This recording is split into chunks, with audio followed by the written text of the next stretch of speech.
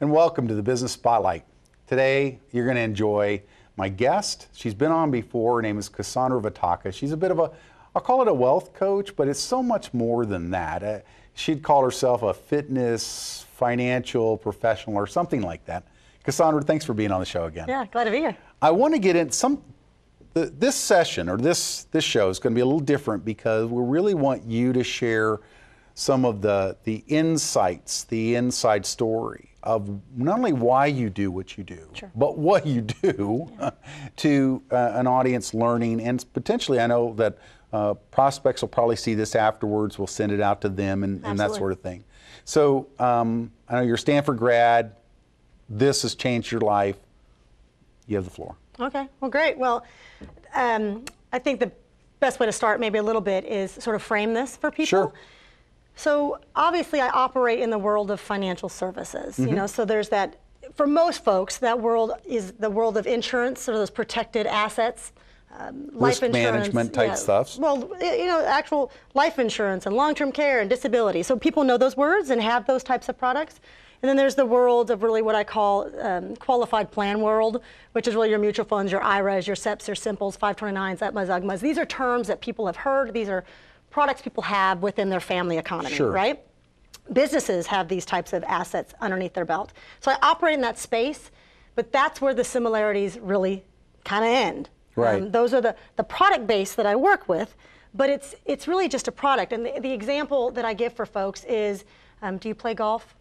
Me? Yeah. No, all I've ever had of golf is a blister. Okay. But you know golf, right? You know I that know there's there a are bag. people that Yeah. there are people like me that really suck at it, and then there's others that are good. Yeah. So you and I could play together because we just laugh the whole Yeah, time, right? right. Because we don't know what the heck we're doing, right? Like, what number is that? Pick out some number. But think about it. Can I drop the ball yeah, yet? Exactly. Mulligans. What do we get? Right. Right. How many? So, the golf bag represents. You need, in order to play the game of golf, you need those clubs. You know, you right, have your putter and your driver and you have the irons, and they mean something at different points in the game, right? So if you give someone like us this customized golf bag, right, with these beautiful, that are designed for our bodies and our, right, like height. yeah, what does it matter to us? We don't know the difference, right? Because we do not know how to play the game. Correct. You give us a golf coach, you give us an instructor. Right.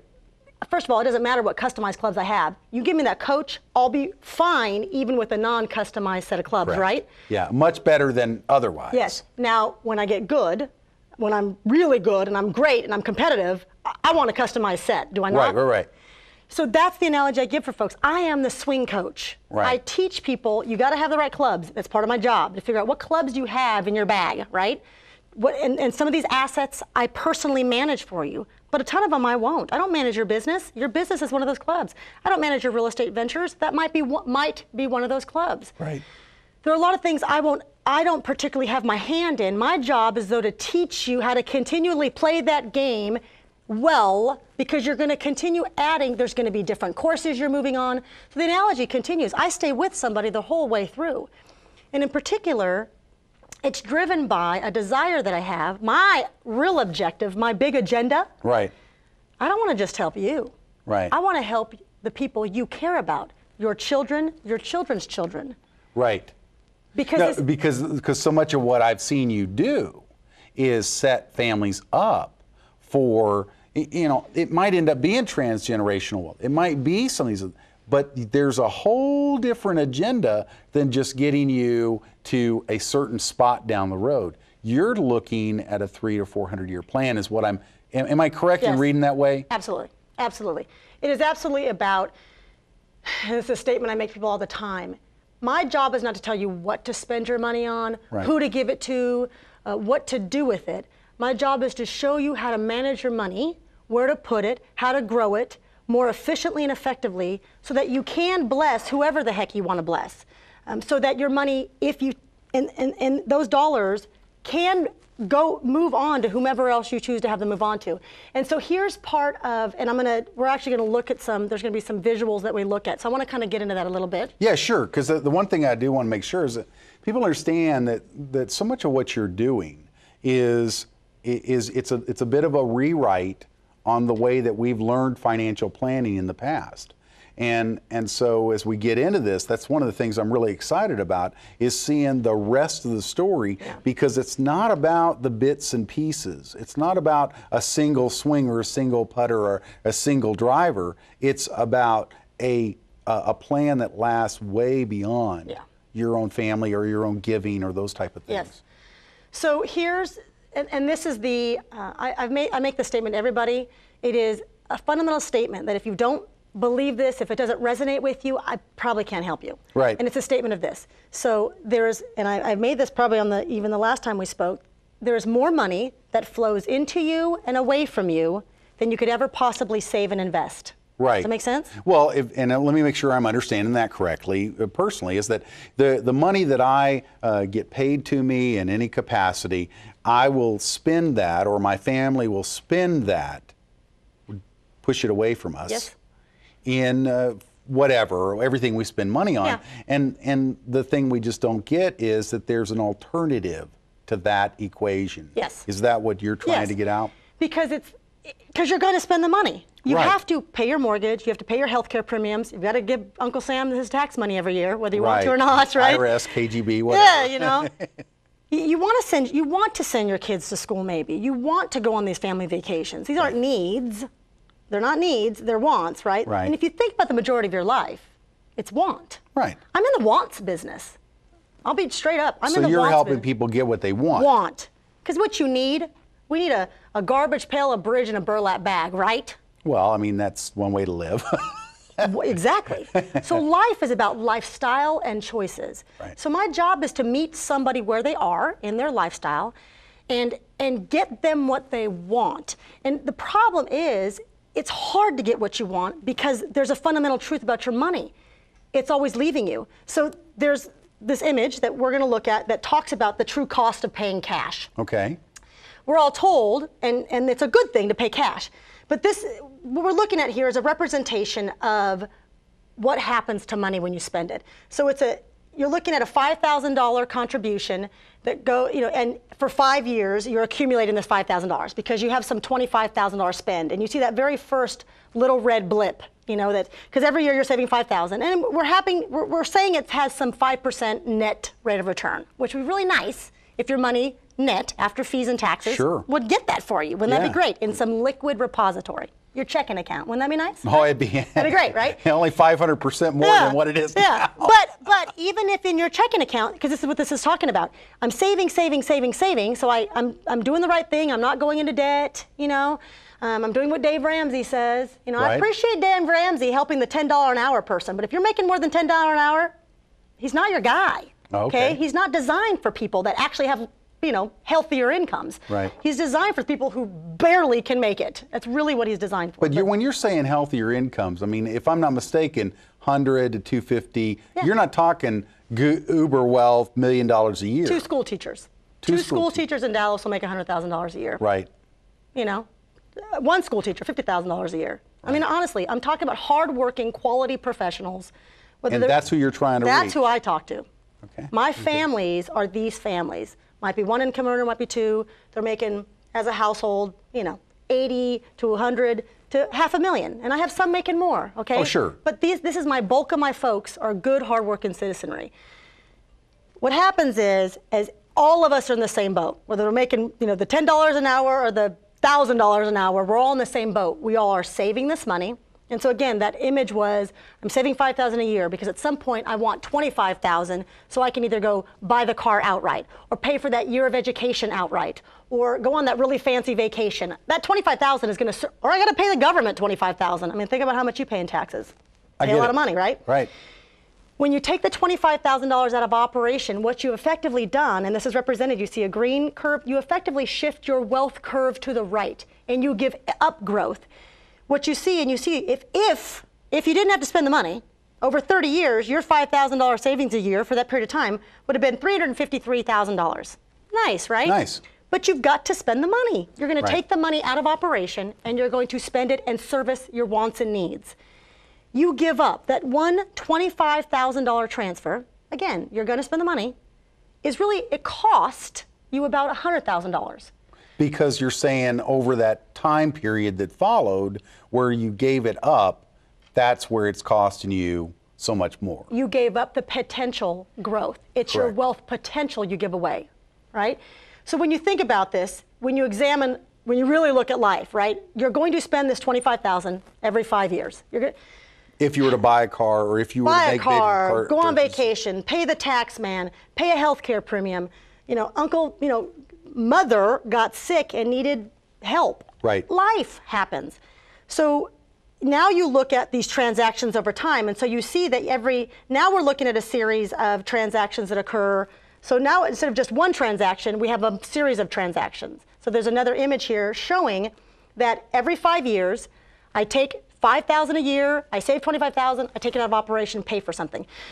Then I got to refill the bucket, and I Right. save again, and then I take it out of operation. Every time I do that, you have a lifetime of giving away $25,000 every 5 years. The difference shown is almost $350,000 over 30 years. You give up that growth. Does that Right. make sense? Yeah, it does. Okay. It does. That's what I'm talking about. My job is to help people get some of this $350,000 back. Because Right. let's not talk investment first. I'm saddened by the number of people who don't know the difference between the word investment and savings. Right. And in fact, most people think they're saving because they have their money in a 401k. Right. Well, I mean, that makes sense. They think they're not seeing it, so it's being peeled off. Is They there don't have to- anything contractually guaranteed about a qualified plan like a 401k? You mean, can you lose the money? Yes. Well, it's been done too many times to count. So it's not safe. No. It could be zero. Used to be, but when, Contractually never was though. Contractually, it never said you get a dime of this. Right, That's not a savings plan. That's an investment. right. Pretty risky, and now in today's world. Anything that is not contractually guaranteed is not safe money. Right. So there's a difference between safe money and investments. Most people do not have a platform for safe money. They don't have a platform for purchases, but yet they want to go and knock it out of the park on investments. How can I get 10, 20, 30% rate of return, Cassandra? Well, if you're going to take a massive risk. But you Right. have to save the money first. I mean, that slide I showed with the $25,000 every 5 years, those could have all been investments. Right. They could have been a purchase, because an investment is first and foremost a purchase. Taxes, charities, investments, healthcare premiums, mortgages, educations, they're all purchases. Right. You have to save the money before you make the purchase. But the things that you teach actually transform that to where everything basically goes in and out. It's kind of like something like, I want to say like high tide. I mean, it's that it expands, and then you're able to pull money out, put money back in and out, right? Yes, we'll see some visuals. We're gonna do that right now. Okay. So how does it work? So, because again, we know that over time I'm giving away my wealth potential. My Right. job is to help people understand that you don't have a purchasing strategy. You're hoping to knock it out of the park with your investment strategy, which is a very tiny sum of your money. I'm trying to help you realize that every dollar, regardless of what you call it, can realize contractually guaranteed growth. Well, go to the slide. Okay, Let's so see what we're talking about. here's what this is going to look like, and this is some language that I use. It's the whole idea that you have to consider the opportunity cost. When you purchase things and you pay cash, it's a lost opportunity cost, because it's not what you're paying for, it's how you're paying for it. Okay, that's very important. It's about purchasing, right? So this is how it's going to work. But I don't want you. We're going to do a little game first. We'll just get into it. You're going to. I'm your banker. Okay. And you're going to come to me to get some $25,000 investment, right? Some purchase. I'm sorry. You're going to Right. make a purchase, and so I have your money because you've been putting it in my bank. So you come to me to get your $25,000, and you say, "Hey, Cassandra, I need my money. Now I'm ready to go buy whatever I'm buying." And I Sure. say, "Great, Patrick, that's awesome, but I don't want you to take the money out of the bank. I want you to leave it at the bank, and I'm going to credit you 4% on your money." Okay? Okay. I know you need the money because you're ready to get the money. I'm going to give you the bank's money. I'm going to leave your money in an account over here earning 4%. I'm going to give you the bank's money. It's a loan, but it's a non-traditional, non-structured loan, meaning you can pay me back when you're ready to pay me back. I'm going to charge you 6%. My money, you got to pay me to have my money, but I'm not going to bug you every month for it. So you can pay me whenever you're ready. Right. Once a year, I'm going to remind you that you owe me 6%. I'm going to charge you your 6%, right? Okay. So you kind of think this through and you realize, well, it took you 5 years to save up the 25, and you know that you're going to make these $25,000 purchases every 5 years anyway, so you're going to put yourself on a 5-year schedule. just because you choose to. Because you realize at the end of 5 years, you will have more money in your 4% account than you've paid me at 6%. Do you believe me? I do, because I understand the math. But I also realize that for a lot of people, they're losing 2%. And I go, well, wait a minute. Exactly. There's more to it. So this is what we're going to, so here's your loan, right? You put your $25,000 into the bank, right? So, and I charge you 6%. That's what I said I was going to do. Here's a 5-year time frame, right? So we can see this. And, you know, it has a monthly payment because you choose to pay back because, again, Right. if you were going to have another $25,000 purchase, you have You'd to be put paying money it back back, in. right? That's right. So this, You're $500 or $600 a month. You'd be exactly, paying it back. because you have to replenish your bucket. Right. In this replenishing of the bucket, you give a banker $4,000, $3,999, $4,000, right? So you choose to give away money. So as you're replenishing your $25,000, you give a banker $4,000, which is Right. why you didn't want to take the loan. You're like, why Right. would I have given you $4,000? I already had the money. Here's why. When you put your money in the bank with me, and now we see this next visual, your $25,000 earning 4% after 5 years, because we didn't touch your money, you earned $5,500. You paid me, the banker, $4,000. You have more money in your account than you've paid me. Do you know why this is occurring?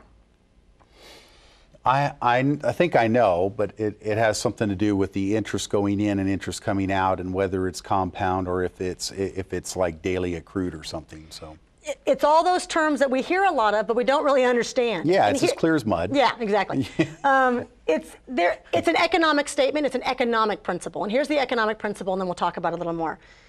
It is virtually impossible for an amortized loan, which is finite and zeroes out.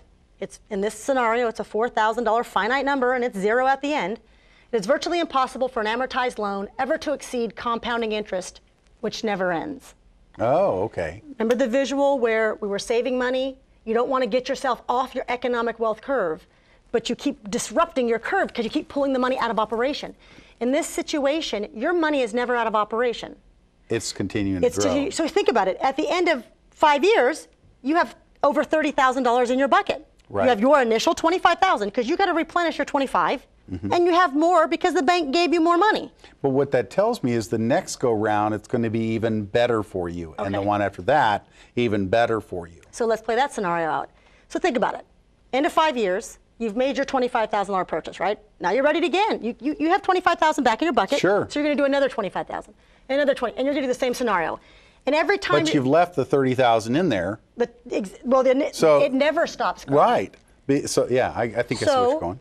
Every time you do this process, you choose to give away. The fee that you get charged is $4,000 to give the bank. So every time, $4,000, $4,000, $4,000. Right, but it's a lot less than I'd be paying a bank anyways. But Think about it. We're going to do this for 30 years. Right. Every 5 years, $4,000. So it's going to be 6 so I transactions. get a new car every 5 years. 5 years. Yep. I'm getting a new car. And you give away $4,000. It's 6 transactions over 30 years. It's 6 times 4 is $24,000, right? Okay. You gave the banker $24,000. But notice what's happening, because now you see you gave them $24,000. You have 6 cars that you've purchased. You've done exactly what you wanted to do in life. They gave you back $57,837,000. So you doubled your money. You got more profit than cost. In this case, yeah. I mean, you got 6 cars. You have your 6 cars, your purchases. You're going to make the purchases anyway. Right.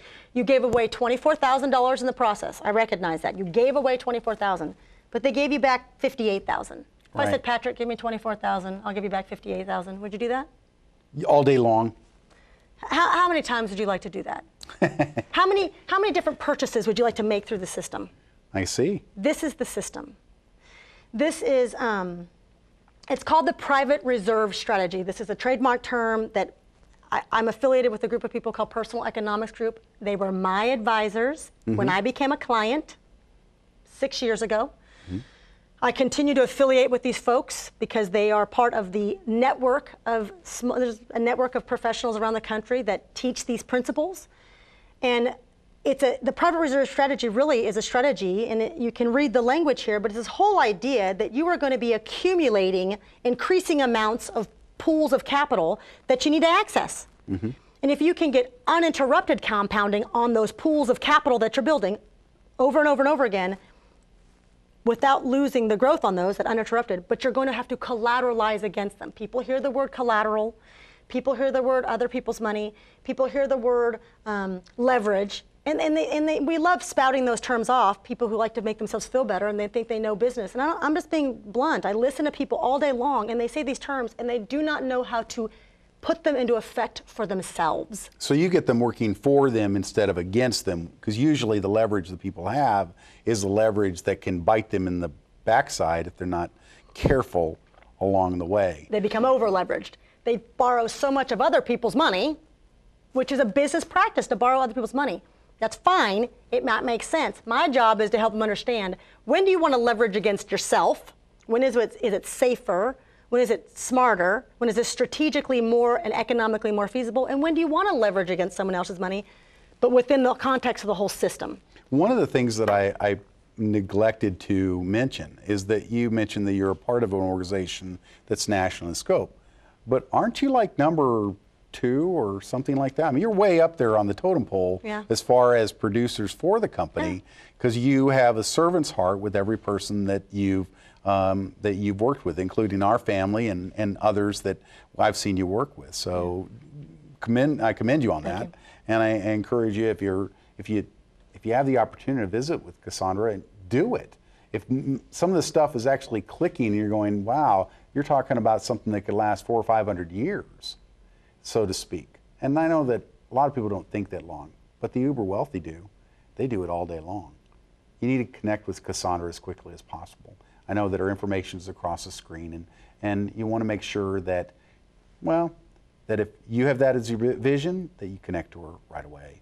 And I know, Kasandra, we want to make sure that we complete everything that you wanted to get out. What else did you want to make sure that people understood from this presentation today? And you actually kind of touched upon it a little bit, the whole servant's heart. People have asked me, because I am nationally ranked, so I do have people literally kind of writing me from around the country, or even different folks locally wanting to work with me, saying, how did you get there? And this is a statement I make to everybody. There are 7 billion people in the world. Right. Somebody's going to work with me. Right. Right? Indeed, this presentation is because I would love somebody to call me, right? Sure. But I don't know if there's another reason why that person might be reaching out to me. I don't know always, even though my desire may be, and we're talking business, and that's the reason, an excuse for us to talk. This is an excuse for me. I get to help people with their money. I get to help people bring them true economic freedom. Right. I don't care whether it's $100 a month or $1 million a year. And I have clients that contribute $100 a month. I have clients that contribute $100 million a year. I have all in between there. So it doesn't matter. However I can help people, that I don't know what that transaction, that interaction is going to be like. And so I really am serious about that. I meet people because of business, and I deliver the story. The story, this is brilliant. We love these contracts. We love this process. I'm thrilled I participate in it, that my son gets to participate in it. You were like the bad hair guy, weren't you? I am, I'm the hair club for men. I'm the hair club for men, right? I'm a client. You first started as a client. Absolutely. And now you... Absolutely. Look at all my hair. Yeah, it's amazing. Look at how long it is. Indeed, yeah. And so it is, I guess it is more than just the product, you know. It is more than just even the system. It is more than the club. My desire for people is to let me be your swing coach. And I am real serious about this. Not everyone's going to like my personality. Not everyone's going to like my style. And they're not going to want to work with me. I have other colleagues I work with. So call me. If we connect, I can absolutely, unequivocally, guaranteed improve your financial situation. Promise. If they follow what you say. I can't make them do it. Let me be real clear. I can't make you do it. But if you choose to do this, absolutely you'll be better off. But if you don't like me, but you still like the information, I have colleagues I work with that will happily, you'll get along better with them. Right. Different colors, different ages, different sizes. What do you want? Yeah. I really am okay. So. Well, I know that as we kind of wrap up this one, we've got a couple of minutes left. What would you like people to do right now? They should go check me out on my website, is what they should do right now. Yeah. Honestly, I mean, reach out, let's talk, let's grab a coffee. If you live in a different state, let's get on the phone, let's do a webinar. I mean, be honest. Call me and be honest. Yeah. You know, don't try and impress me, and don't, you know, try to be depressed. Right. It's not depressing. This is fun. This is fun. Right. It's a lot of fun. But you do a lot of training with them. You're gonna give them the instruction they need if they're willing to take the steps. Yes. I mean, one of the things that I realize is that there's only about 15% of any audience that will actually do something with what you give them. Mm-hmm. So when you're talking about the things that we're talking about here, yeah, there's about 15% of the audience that probably be able to not only get it, but maybe do something with it. Yeah. Those people should call. If you're an implementer, you should call her. And then really just get to know what she's talking about, because once you understand the, I want to say, fitness financial system. Fitness professional for finances. See? Sure, yeah. Fitness professional for finances. I'll make you sexy. Well, believe me, I know a lot of people are saying, Pat, you need a lot of that. So, but the thing is that you can really help them. Yeah. They can call you. They can go to your website. I know that information's on the screen too. You do a lot of speaking. You would be willing to speak Absolutely. at their what, conference or association? People have different clubs that they belong to, and it's not. This is definitely one area we talk about, because these are wealth principles and wealth truths that people, their mind is blown by this. That, like, I don't have a purchasing strategy, and I don't mean being good with your budget. I mean a strategy that actually realizes growth on purchases. This is something, sure, we can talk about, but there's also more that I speak to about because there are behaviors behind all of this. Most of my clients start to refer to me as their life coach, their wealth counselor. A lot of it is about, it's money is not math, money is human behavior. I'm a social scientist. I want you to say that one more time, because that's a real critical statement. Money is what? Money is not math, money is human behavior. So whatever comes into you and goes from you, you have the control over. Yes. And it's an illustration of your own internal kind of system. Yes, yes. And you give them a system that works. Yes. Yes. Wow. I love this stuff. This is Pat Dewar. Business Spotlight is really designed for business owners to tell their story and get it into the marketplace. If you found this interesting, by all means, connect with Kasandra as quickly as possible. Get her on the phone, talk to her, and find out if it really resonates with you, what she's saying. What her heart is to do you good. And I know that because she's my wealth coach. And I'm so thankful for all that she's done for me and my family. And I encourage you to connect with her right away. Business Spotlight, we're here every week, 9:30. We're also all over the internet. We'll talk to y'all next time. Thanks. Thanks again. Yeah.